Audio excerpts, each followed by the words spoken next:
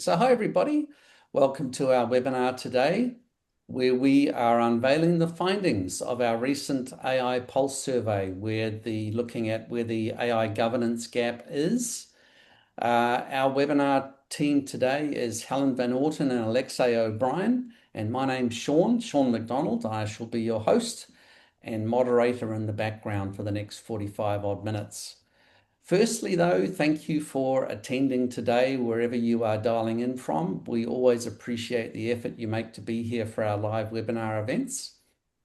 During the session, if you have any questions, which of course we hope you will do, please try and use the Q&A button as against chat. It just enables us to keep a track of the questions as they're coming through. And finally, if you stay through till the end, which of course we hope you will do, we've got a really short 1-minute survey at the end of the webinar that we'd love you to consider. Your feedback really helps us bring relevant content to you week after week, and it enables us to position the wealth of expert presenters that we have for you. So please take a minute to complete the survey as you leave the webinar today. For those not too familiar with BoardPro, we are a board software provider, sometimes called a board portal. We serve just over 35,000 users across the world, about 4,500 boards, and about 8,500 to 9,000 committees. And we're represented in about 34 different countries these days. And we enable organizations to prepare for and run their board meetings more efficiently and effectively with less time, and deliver more impact and value for the organization. And as much as we are a board software provider or a board portal, part of our wider mission here at BoardPro is to make the fundamentals of governance free and easy to implement for all organizations, but especially those organizations with resource constraints. And one of the many ways we do this is by providing free access to hundreds of governance templates, guides, and resources, which you will find, funnily enough, in the resources section of our website. And these webinars that we host every Thursday are also a great way of accessing key governance knowledge without the time commitment and costs associated with in-person events.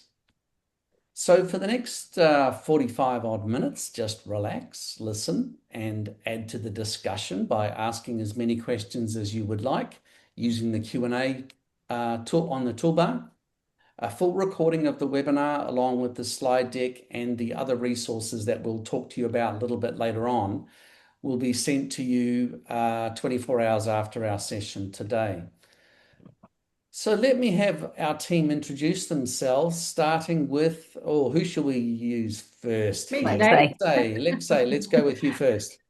Thanks and welcome everybody. I am Alexie O'Brien from leadershipacademy.ai, and I'm joined by Helen Van Orton from Directly. We are sharing the findings from the first BoardPro AI Governance Pulse, and this will share with you how boards and senior leaders are thinking about AI. Kia ora everyone, I'm Helen Van Orton. I'm an experienced director and chair, sit on a number of boards, but also run Directly, where we work with boards and senior leaders on AI governance, education and adoption.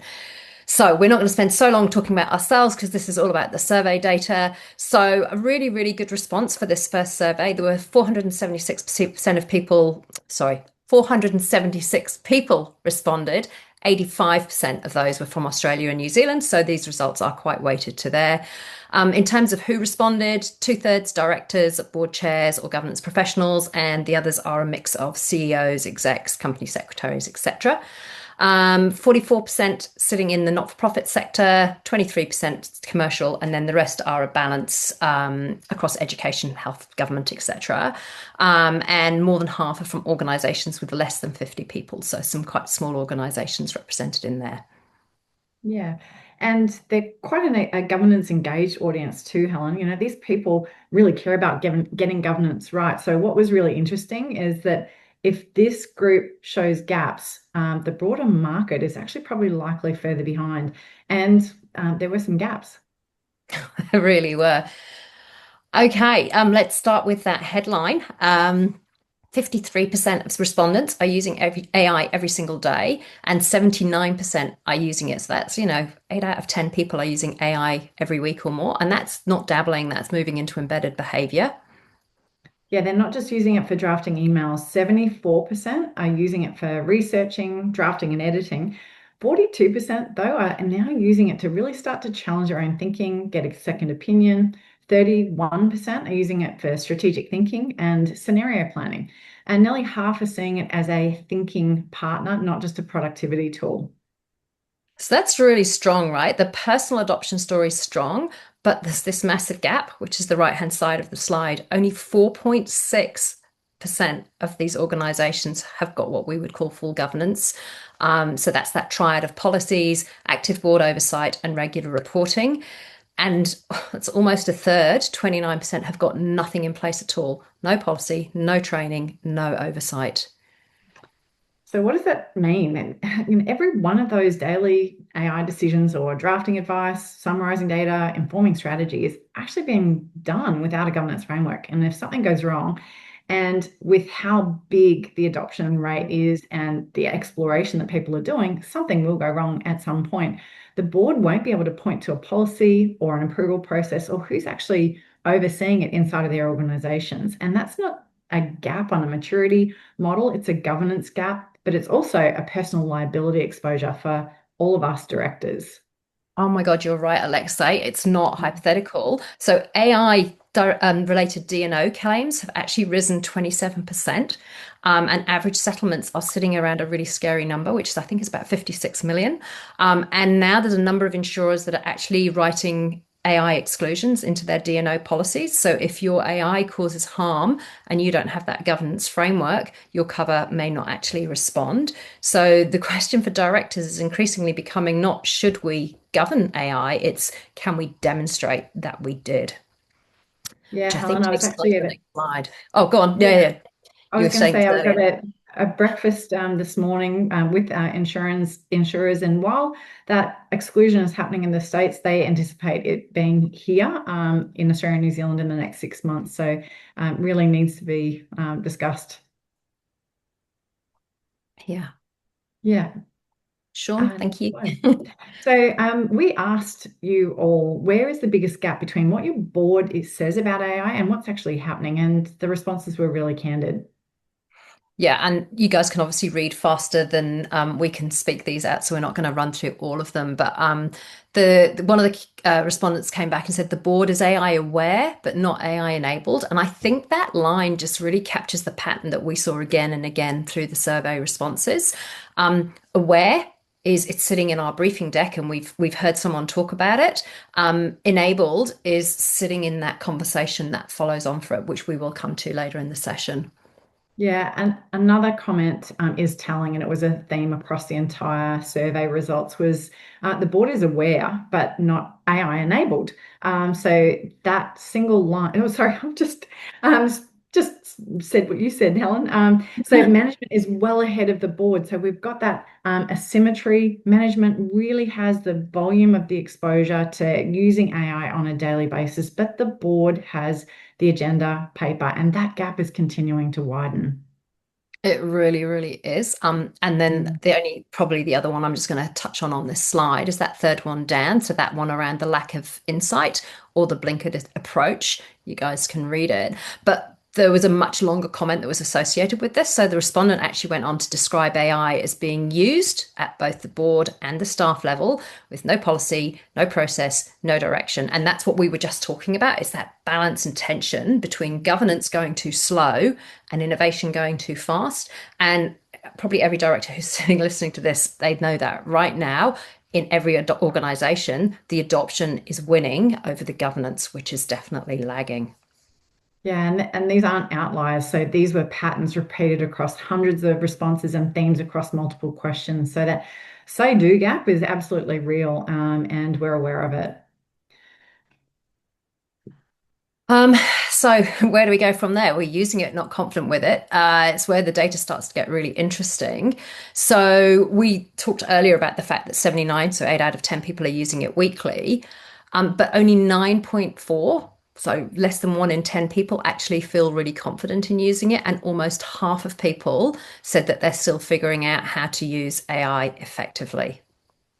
So people are using tools that they're not fully confident with, and that has implications, right? So if people in governance roles aren't confident in their own fluency and own use of AI, what does that actually mean for the quality of AI-informed decisions that are reaching boards and how we're governing across what our management teams and our organizations are doing with AI? Yeah, exactly. And it compounds, right? Because like 1 in 5 respondents don't actually know what their staff are even using AI for. 17% are saying, yeah, it's probably embedded in the tools that we're using, but nobody's actually mapped it. You put those two numbers together, and that's more than a third have got really limited visibility into how AI is actually being used in their organization, which is a huge blind spot. Yeah, and one of our respondents captured that perfectly. They said both the board and staff don't fully know what they don't know, and both are unwittingly using AI and exposing the organization to risk. Yeah. And Alexie and I in our last webinar talked a lot about AI risk, so feel free to go back and listen to that one. But I just sort of final point probably to wrap out this slide. This isn't just about confidence because KPMG did AI in the workplace survey last year, and that showed that 46% of employees, I'm just going to say that number again, 46% of employees upload sensitive company data into AI tools without approval. So the so what for directors is, because that's what we always ask, your people are feeding your data into tools nobody's approved, nobody's monitoring, and your board may not even know exist. So if you can't see it, you can't govern it. And as unfortunately as a board, if you can't govern it, then you own the consequences. So there's some really scary numbers on that slide. So I think, Alexa, I'll hand back to you to start the next one. And there's a couple more to come too. So we asked how frequently management is providing the board with information on AI. We asked about 3 topics, so workforce impact, emerging regulation, AI performance and risks too. And the pattern was identical across all 3. Roughly 75% of boards get information either on an ad hoc basis or never. And the 37% are the ones that get absolutely nothing at all of that 75%. So that is a significant amount of boards that are actually really flying blind. Yeah. And so even though earlier in the survey we had a number of boards saying, yep, we're governing AI, what they actually probably mean is that they're governing it in a bit of an information vacuum because you can't oversee what you're not actually seeing.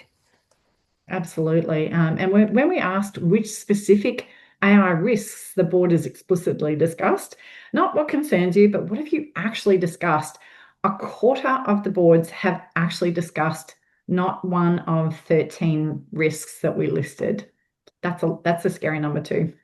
Yeah, it is. And those 13 risks were based on the last couple of webinars that Alexie and I have done around AI risks. So we weren't just, that survey wasn't just randomly pulling risks out of the air. It was real live risks that your board is facing in the AI space.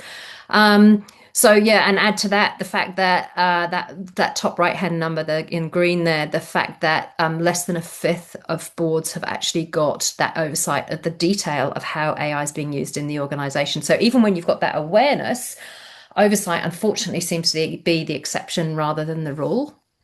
Yeah, and conversations at a board level have been discussed. About 53% are on data privacy, which absolutely makes sense. But dropping off down below on the bottom half of that slide, less than 20% or 17% have actually discussed directors' liability from AI decisions, and less than 10% in and around that D&O insurance gap. Agentic AI and prompt injection also less than 10%. So these are risks that actually could hurt directors personally, and they're almost entirely unexamined. Yeah. Yeah. And I just think it's not from the BoardPro survey, but just like building on that, Grant Thornton did an AI survey, impact survey earlier this year. And they found that 78% of execs lack confidence that they could pass an independent AI audit, a governance audit. And, looking at this from the board side, it's saying exactly the same thing. So some scary, some scary numbers. We have a few questions, team. Yes, Do fantastic. you want to take those now? I think we should probably take them at the end because we'll kind of come through and then we'll close them off because I don't want to run out of time because we've got quite a lot to cover, if that's okay. But we Yeah, will come no back to problem. them. No problem.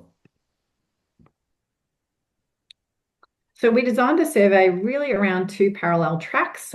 This is where they come together. So we've got the readiness side. So 76% of organizations exploring or experimenting with AI. That's probably not a surprise, but 40%, at 36% are doing it without any clear strategic direction at all. Yeah. And then that counter that we've talked about on the other side, which is the governance piece, 72% still in early stage, 18% no policy, no discussion, 27% aware of the need, but we haven't acted on it. 27% again, developing policies. So there's just such a small number of boards. It's like less than 1 in 3 have actually reached the point of having policies or more mature structures in place. So yeah, it's kind of scary. I think I'll pass that to you, Alexie, actually. Yeah, that's the cliff right on this slide. So AI usage is already operational in most organizations, but governance is really just still aspirational. And the gap between the two columns is the story on this slide and what we've seen throughout the survey. Yeah. And again, recent research, MIT Sloan this time on 300 companies. This is the exciting piece. So the companies that have got board level AI governance frameworks get 55% higher return on investment on their, ROI on their AI investments than those without. So I know we often look at governance and go, particularly in this very, very fast moving space, is it a break in innovation? Actually, it's not. It's what gives the leader the confidence to invest decisively. Actually, the organizations that are pulling ahead, it's not about how much AI you've got in the organization. It's about having the right governance frameworks in place to be actually able to scale it properly. Absolutely. And the gap isn't static, it's widening every single week because as new tools are adopted and they're released, you've got employees checking in and, trying them out, new data is shared, new decisions are being made, none of it without being governed. And so those regulators, like Helen said, they're no longer asking, have you got an AI policy? How are we governing our AI? And if our readiness and our exploration is ahead of our governance, we don't just have a risk, we've got an exposure that actually grows with every AI decision our organization is relying on without oversight.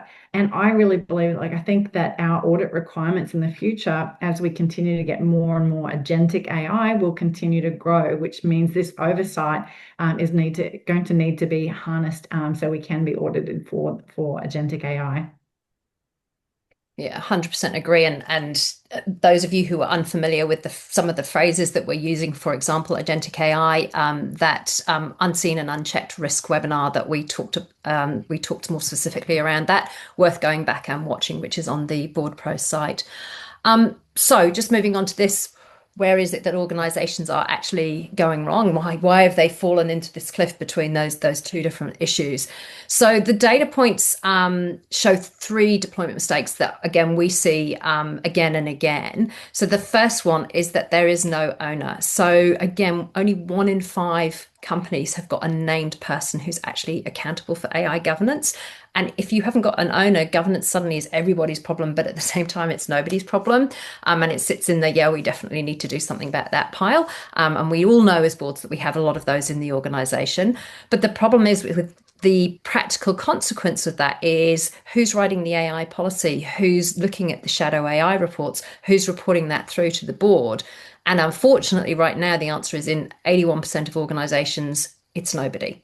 So the fix on the card is the right one, which is name someone this week. It doesn't need to be an AI expert. It just needs to be someone who is responsible for this in your organization. Absolutely. Number 2, shadow AI. And again, as Helen mentioned before, if you're not familiar with some of these terms, we have discussed them in our risk webinar. It is the default. 41% say that AI is used informally by individuals, that hasn't been sanctioned, and it's not systematic. I actually really believe that that number is probably on the conservative side, which actually to me indicates that it's a potential blind spot for boards. So one of our respondents wrote, the taking up of coding co-pilots and agents is slower than reported to the board, with a high use of unauthorized large language models for routine tasks. So the board is being told one thing, but the reality is completely different. So the risks are real. The fix for this is to really run practical AI usage audits before your next board meeting, and you'll find potentially there is more AI in use than your board papers might suggest. 100%, 100%. Every organization I talk to, it's sort of like, oh yeah, we didn't really realize that. And the other thing that people say is, oh, but we haven't got it installed on our systems. Well, yeah, people can still use it on their personal devices if they've got access to it, which most people have. And vendors are So, bringing it in too. oh, totally. Yeah, we won't even go into the whole vendor piece today. The third piece, so AI disconnected from strategy. And I so often see this when I'm talking to people. People go, oh, yeah, well, we can do admin automation and that's really good, or we can reduce our front line or whatever. Only 31% of people are looking at AI for strategic thinking, which is, the admin side's valuable, but if that's the ceiling of your ambition, you are definitely leaving it on the table. So you need to put AI on the board agenda as a strategic item. And please don't have this coming from your technology team. AI is not a technology strategy. Your organization strategy is your strategy, and it's where can AI help me with this, not what's our technology strategy about AI. Don't get me wrong, the tech team need to figure out what tools you're going to be using, but your actual AI strategy needs to sit with you as a board. It needs to change your ability to execute on whatever your mission is. Because if you're parking it in IT, it's not going to go anywhere. No, and at the new KPMG NCAD principles, the first one is that the board's responsibility, AI is a fiduciary responsibility, Yeah. and it is all around the strategic oversight of long-term value creation. So that's an interesting and great principles that they've just published as well. So we're going to shift gears a little. We've spoken about all of the things that can go wrong, the blind spots, the missing owners, the shadow AI, the strategic disconnect, but that's only half the conversation, because the CEOs and directors have also told us what they actually believe AI could unlock for their organization. So we asked them, what is the biggest opportunity? There's 5 quotes on the screen, but we're just going to touch on a couple for a few different angles. Yeah, sure. So the first one I just want to touch on is this. It's around the scale and the strategic shift. So we touched on it a little bit in the last slide around that productivity gain. So productivity gains allow humans to use their time to be more strategic and focus on game-changing actions. So particularly if you're in a not-for-profit or a smaller organization, that really can change the equation. So you don't need to hire your way to greater capacity if you can get AI handling some of that routine work. And that frees your people up to do the work that's actually moving the dial. So it's so powerful. Especially for impact organizations and Yeah. NFP as well. The second one, the board level value. So stress testing scenarios, supporting improved research, really challenging exact assumptions and biases. And that's not a productivity play. That's actually leveraging AI as a governance tool. So helping boards ask better questions and testing management's thinking. And that's exactly the kind of challenge function that a board should be performing, that strategic oversight for long-term value creation. So your mission doesn't change because of AI. AI changes your ability to actually execute on it, but only if governance is there to enable it rather than blocking it. Love that. Um, Yeah. so jumping on to the next one, we don't want to leave you hanging because we've shown you the gaps, we've shown you the mistakes, we've talked about the opportunity. But what does success actually look like? So both Alexie and I work with boards across Australia and New Zealand. The ones who are doing this really well share these 3 building blocks that are on screen, which we'll just quickly run through. Alexie? So, the first one is informed oversight. So, it doesn't mean the board has to become the technologists. It just means that directors have got to be fluent enough in the understanding of AI to be able to interrogate management's assurances and the information that they are receiving, not just receiving and taking them on board for face value. So, can you ask your CEO, which agents are operating in our business? What can they access? What can they do without human approvals? If you can't ask that question with a level of confidence, that's the fluency gap that boards actually need to close. Yeah. I'm coming back to one of my favorite topics that you'll have picked up from earlier, which is strategic enablement. So it's again that point, but it just needs to be landed again. Boards that get value from AI do not treat it as a technology project or a risk that needs to be managed. I'm not saying those aren't important, but AI needs to be treated as that strategic capability. It's sitting on the strategy agenda, not just sitting hidden in your risk register. And that the board asking, how can AI help us deliver on our mission, in parallel with what could go wrong, and starting to see that shift from AI, rather than it being a threat, to a tool where it's really unlocking huge value for the organization.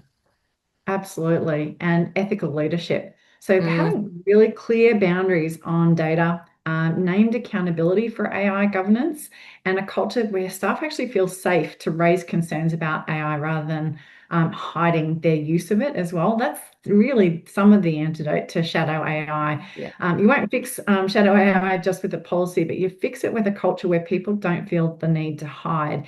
And in the KPMG principles, I think it's their third principle, it's all around workforce transformation and human accountability, and having and keeping that human in the loop, especially when we are relying on AI to support decisions that we're making for the organization.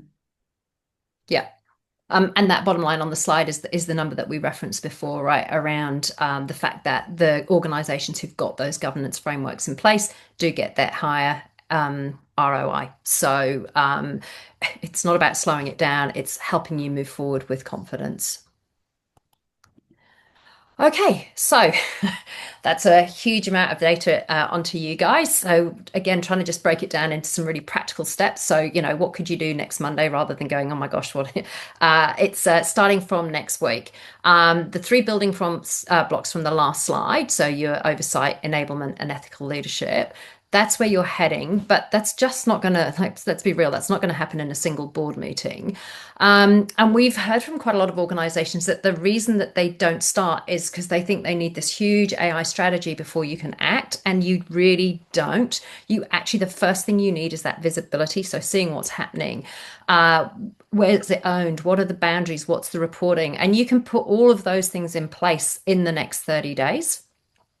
So we've broken that down week by week for you, so you can get started quite effectively. So week one, what's happening? Asking three questions. What tools are staff actually using in the AI space? What data is going into them? Who approved them? And if the answer is we don't know, that's your starting point. So the outcome we're after is that we actually know what AI tools are in use by whom, what data they're touching, how accurate the data is that they're relying on, so that we don't have surprises. Exactly. And that's immediately overcoming that shadow AI problem that we talked about earlier. So, week two, and this is one again that's really critical, name the owner. So, who is that person who is accountable for AI governance? Again, it doesn't need to be that AI expert. It's someone who understands governance and can coordinate that response. Again, if you remember back to those earlier slides, only 19%, so less than 1 in 5 organizations have done this. And just naming that one person is going to put you ahead of 80% of the market. So that will make you feel really good on Monday morning when you do that. But without a named person, all of those other tasks are going to drift. So putting that person in place, that's going to create the accountability that makes everything else stick. And that person can come through, report to the board, not on an ad hoc basis, not just when something goes wrong, but as a standing agenda item. So you are getting the visibility. Absolutely. And our third week, start to set the boundaries. So that minimum viable AI policy should have simple components to it. So three elements. What data must never be used and entered into AI tools? What tools are actually approved for use in an organization, and the consequences of tools outside of that being used, and what requires a human to review before being acted on any AI output. And that last one is critical because right now, less than 7% of our organizations are actually auditing AI output. So that's like blind faith on something that we know can confidently lie. And crucially, we've got to make sure that our staff know what is in the AI policy. A policy in a drawer doesn't count. Really powerful, like that analogy. Okay, final one, week four is actually this is your first AI governance report, talking to the board. So again, doesn't need to be comprehensive. It literally is. We've just started. Here's what we found. So the whole point of this is to actually start creating some visibility, creating a rhythm, and then once your board can see what's happening, you can start to get that governance in place. Up until then, it's probably a bit more like guesswork. So there's some Yeah. easy things on there. Absolutely. And it's not about perfection. It's really about being intentional, starting to have the conversations, especially those risks that we found before that aren't getting talked about at all. And that's the difference between organizations that are governing for AI and those that are just talking about it. So, if you do take one thing away from today, take these 6 questions and put them on your next board agenda and have the discussion around them. Okay, we're just going to fill these in with a bit of stats. So the first one, and we talked about it on the previous slide, do you know which tools are being used and by who? And that's across your organization, right? And remember that 21% of the respondents told us that they have got no idea. Yeah, and number 2, what data is going into those tools? Do we have clear rules around what we must not do? Only 37% remember have clear data rules in place. And remember, it's not just the AI tool that we're governing, it's also our data privacy regulations that really, there's some changes coming at us in December of this year too. Yeah. Question 3, we've talked about who's accountable. Are they reporting to the board regularly? Just make sure that's an easy one to solve. And risks. Have we explicitly discussed the risks? Which one haven't we? We've got a list of 13 through the survey: data privacy, shadow AI, director's liability, vendor risk, permission drift. If you haven't discussed them, now is the time. 100%. Then next, again, it's always me on this topic. Are we treating it as a technology issue or strategic governance issue? Because the answer to that question is literally going to shape everything.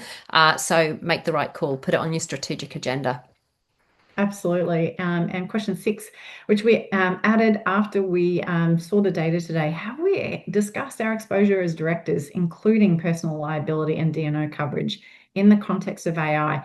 Only 17% have discussed liability, 8% have discussed insurance. So if your D&O policy has an AI exclusion clause, it may not yet, but please, make sure that you're keeping across it. If you haven't read it, that's part of your homework. Yeah, and equally when you're coming up for your renewal of your policy, whether you get direct with an insurer or with a broker, it's a really important conversation to be having with them. Again, all the boards that I sit on, that's been part of our broker conversations for our renewals recently. So if you can't answer those six questions, don't be surprised. Again, based on the survey results, most people wouldn't be able to. It's not a criticism, but that's what you should be putting on your agenda for your next board meeting. Well, I think Sean, that's that's back to over you, to Sean. you. Would you like to talk about the white paper that you both authored recently? Sure. This will be included as a downloadable resource for everybody that's attended the call today. So would you like to just give a quick overview of what that was about, Helen?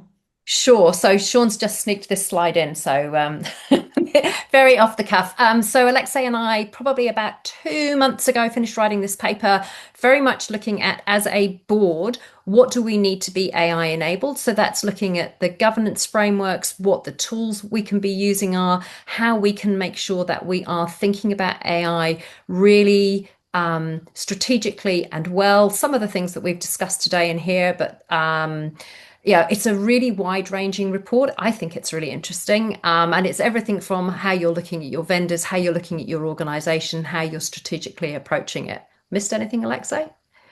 No, I think that's very good. There's also a too long, don't read Oh, summary and yeah, a there is. podcast. Yeah, Okay, questions. Over to you, ladies.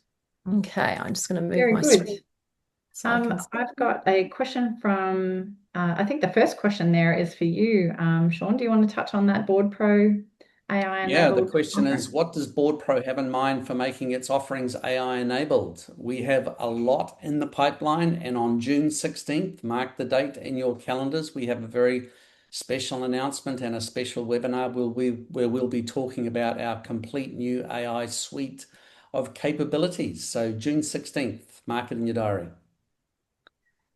So the question from Trish, can you please give us examples of where things have gone wrong with AI use in not-for-profit organizations? I don't have any specific examples top of mind, but I think it is just being aware of the risks of things that can go wrong. And even when you're applying, some of the things that have gone wrong at a commercial level. So for example, the Deloitte hallucination example, those kind of things can happen inside an NFP organization. When you're looking at any of the risk, data risks and data privacy, if we're putting donor information into a large language model, that could expose us as an organization to the data privacy issues. And question from Chris, where does one go for AI education, as this appears to be where the big gap is? It's a Good huge question. gap. Very good. Huge gap. I'd say a couple of things. So both Alexie and I deliver training for boards specifically on this. So either as a one-off or as a series of training sessions into your board. With BoardPro, there is also an AI masterclass that I recorded for them last year, which is downloadable on demand. And I'm sure Sean will say that he's going to do some discount for anyone who's on this course. He'll send that out with the email afterwards. Thanks, Sean.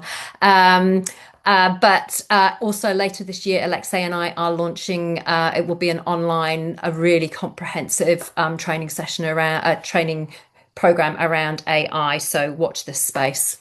And governance, AI and governance.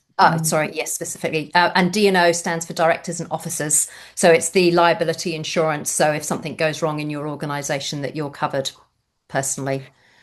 Yeah, AI audits, a couple of different things. So there's anonymous surveys of staff. You are relying on them to tell you the truth, but also, potentially pulling any billing data from finance to audit any AI SaaS subscriptions, getting IT to scan network logs for unknown AI domains as well. There are tools out there like Cloud Eagle that can actually specialize as well in shadow AI visibility as well. What is involved? How I think that we've got that one as well. How is a tool audit done? December privacy regulation update. So that December privacy, it's already legislated. So the date In Australia. change in Australia. Thank you, Helen.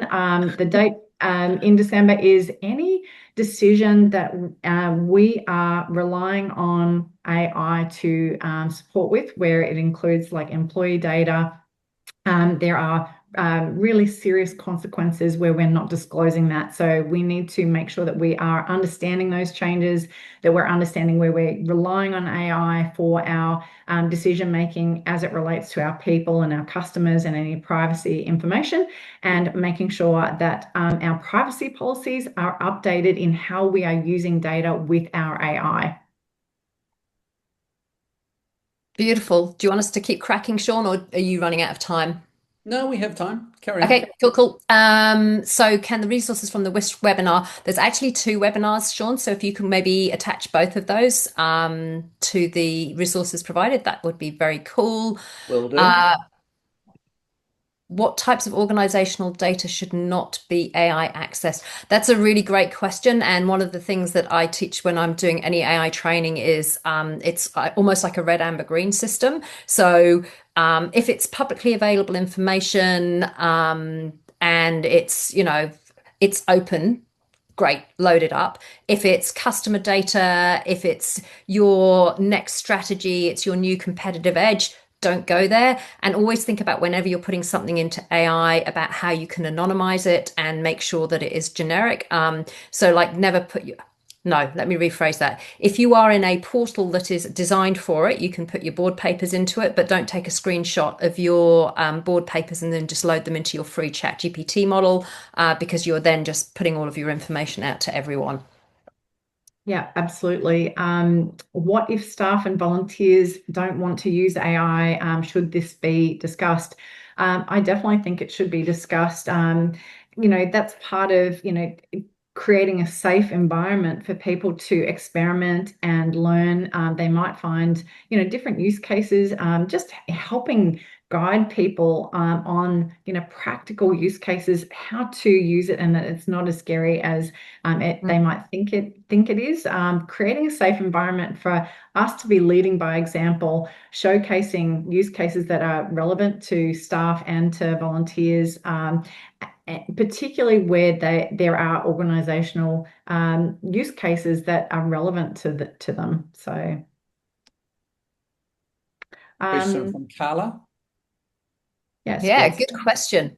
I think it depends what type of model you've got. If you're in a paid protected model, I think it would be okay. But if you're using a free model, I definitely wouldn't be putting a whole load of information into there. The other thing you can always do is you can get AI to create most of it, and then you can drop it into PowerPoint and add the names afterwards. So you can get it to do the heavy lifting to create the poster that looks beautiful, and then you can just pop the names in afterwards. Again, what we didn't talk about is always refer back to your own organization's AI policy if you've got one. I think the other thing is, permissions. Are they aware of that, and do they give their permission to have their names, and Yeah. especially if you've got a likeness or images going up in there related to that name too. Question from Diana. What traps should directors? Oh, I like that. Don't be mean, I think, is probably the main one. Don't use your AI to come up with the things. But equally, two real serious elements on that. One is, as a director, don't be putting your board papers, as I said earlier, into a public model that's not got the privacy pieces in place.